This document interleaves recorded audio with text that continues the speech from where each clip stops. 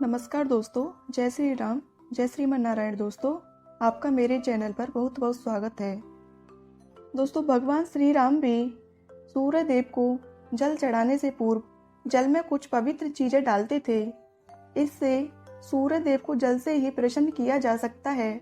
दोस्तों, एक समय की बात है, धर्मराज युधिष्ठिर भगवान श्री कृष्ण के पास आते हैं।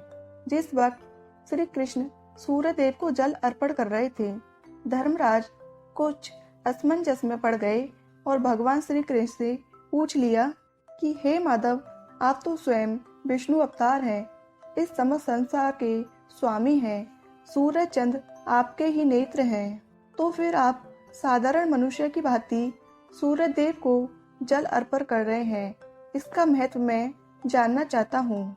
भगवान श्री कृष्ण मुस्कुराए और धर्मराज से कहा, सूर्य देव का स्थान मनुष्यों, धरती, आकाश, देव दानव इन सभी के ऊपर है। मैंने अपने हर अवतार में सूर्य देव को जल अर्पण कर उनका आशीर्वाद प्राप्त किया है। जब मैंने राम अवतार लिया था, तब भी मैंने सूर्य देव की कृपा से यश, तेजस और स्वस्थ देव की प्राप्ति की थी। सूर्य देव की कृपा से ही ये प्रकृति सजीव है। उनके अस्तित्व से ही यह सृष्टि हजारों साल से पनप रही है। संपूर्ण संसार का विनाश हो सकता है, किंतु सूर्य कदापि समाप्त नहीं हो सकता।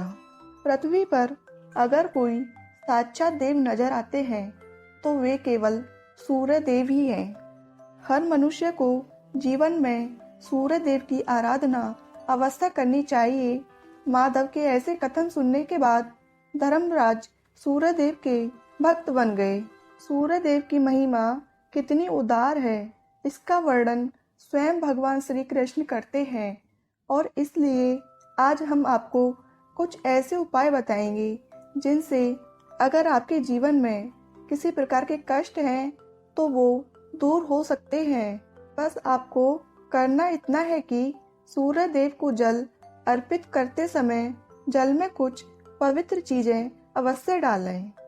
तो आइए जान लेते हैं कौन सी हैं वो चीजें। सबसे पहली बात, दोस्तों, अगर सुहागिन महिलाएं अपने पति की लंबी उम्र की कामना हेतु सूर्य देव को जल अर्पण कर रही हैं, तो जल में थोड़ा सा कुमकुम अवश्य डालें और सूर्य देव से अपने सुहाग के भाग्य की कामना करें। यह उपाय सुहागिन महिलाएं प्रतिदिन सुबह स्नान शुद्धि के बाद करें। दूसरी बात, यदि आपके घर में कोई बहुत समय से बीमार है और उसका स्वास्थ्य आए दिन खराब रहता है, तो सूर्य देव को जल अर्पण करते वक्त उसमें 2 तुलसी के पत्ते अवश्य डालें और थोड़ा सा जल बीमार व्यक्ति के ऊपर अवश्य छिड़कें। अगर बीमार व्यक्ति यह कार्य खुद नहीं कर सकता, तो घर का कोई भी सदस्य उनके लिए सूर्य देव को जल अर्पण कर सकता है और बीमार व्यक्ति के स्वास्थ्य के लिए प्रार्थना भी कर सकता है।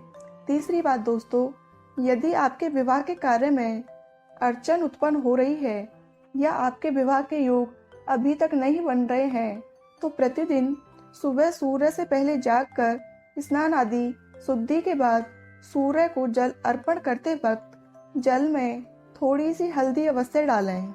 यह उपाय अवश्य आपके लिए कारगर साबित होगा।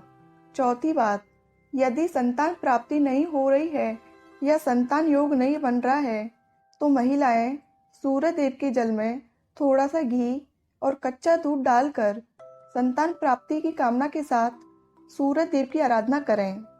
ये उपाय अगर आपके संतान के ऊपर कोई कष्ट रहते हैं या उनका कार्य नहीं बनता है, तो उसके कष्टों को समाप्त करके उसको सफलता दिला सकते हैं।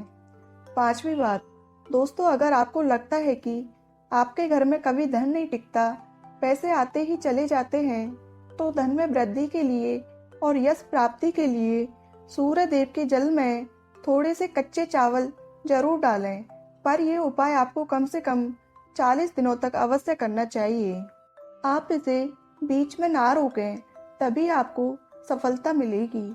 सूर्य देव को जल चढ़ाते समय ओम सूर्याय नमः, ओम भास्कराय नमः, ओम आदित्याय नमः, इनमें से किसी भी मंत्र का जाप अवश्य करें।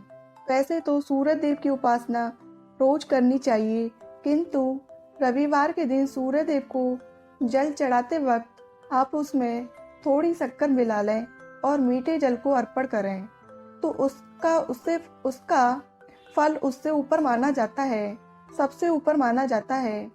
इसके अलावा अगर आप सूर्य देव को जल अर्पण करते समय वह जल तुलसी मैया को भी प्रदान करें तो इससे आपको 2 गुना पुण्य जितना लाभ मिल सकता है। इस बात का अवश्य ध्यान रखें कि जल का लोटा शुद्ध तांबे का होना चाहिए। साथ ही पीतल के लोटे का भी इस्तेमाल कर सकते हैं, किंतु स्टील, प्लास्टिक या कांच के बर्तन में सूर्य देव को जल अर्पण ना करें। तो दोस्तों, ये थी कुछ महत्वपूर्ण बातें जो सूर्य देव को जल अर्पण करते समय हमें ध्यान में रखनी चाहिए। दोस्तों, अगर आपको मेरा वीडियो पसंद आया हो तो मेरी वीडियो को लाइक करें, शेयर करें, चैनल को सब्सक्राइब करें। धन्यवाद।